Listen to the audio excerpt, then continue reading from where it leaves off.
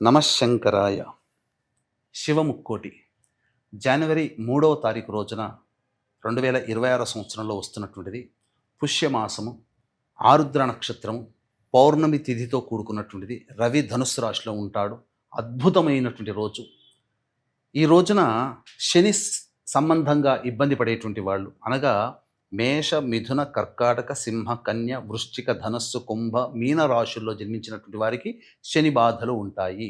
ఈ దోష నివారణార్థమై మీరు ఈ రోజున శివాలయానికి చేరుకొని నవగ్రహాల చుట్టూ శివాయ నమః అంటూ 27 ప్రదక్షిణలు చేసి ఈ శనైశ్చరుడికి కానీ లేదా శివలింగానికి కానీ కాలభైరవుడికి కానీ నల్ల నువ్వుల నూనెతో అభిషేకము జరిపించి శంకు పుష్పములతో కానీ నీలిరంగు పుష్పాలతో కానీ అర్చన చేసినట్లయితే లేదా మారేడు దళాలతో అర్చన చేసిన సకలమైనటువంటి శని బాధలు తొలగి మీరు చేస్తున్నటువంటి పనులలో ఆటంకాలు తొలగి ఆనందంగా జీవిస్తారు అని చెప్పవచ్చు. ఈ రోజున ప్రధానంగా ఉత్తర ద్వారం గుండా శివాలయంలో ఈశ్వరుని దర్శించుకునే భాగ్యం కలుగుతుంది.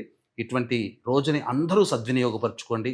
అలాగే అవకాశం ఉంటే ఈ 2026 సంవత్సరం అంతా కూడా మీకు అనుకూలంగా ఉండాలి నవగ్రహాలు అనే సదుద్దేశంతో శివముక్కోటి సందర్భంగా జనవరి 3వ తారీఖు రోజున శ్రీశైల క్షేత్రంలో కానీ కాళహస్తి క్షేత్రంలో కానీ సర్వదోష నివారణ పూజల హోమాలలో భాగంగా నవగ్రహ పాశుపత హోమము, రుద్ర హోమము, మృత్యుంజయ హోమము, వివాహం కాని అబ్బాయిలు అమ్మాయిల కోసమే హోమాదులు, ఇంతకుముందు చెప్పబడినటువంటి మేష, మిథున, కర్కాటక, సింహ, కన్య, వృశ్చిక, ధనస్సు, కుంభ, మీన రాశుల్లో జన్మించిన వారికి శనిదోష నివారణకై ఈ యొక్క హోమాది కార్యక్రమ శనీశ్వర హోమాలు జరిపించి శక్తిపాతము చేసినటువంటి కరుంగలి మాల ఇవ్వడం జరుగుతుంది. అవకాశం ఉన్నవాడు స్క్రీన్పై కనిపిస్తున్న నెంబర్కి కాంటాక్ట్ చేసి మీ గోత్రనామాదులు నమోదు చేసుకోవచ్చు.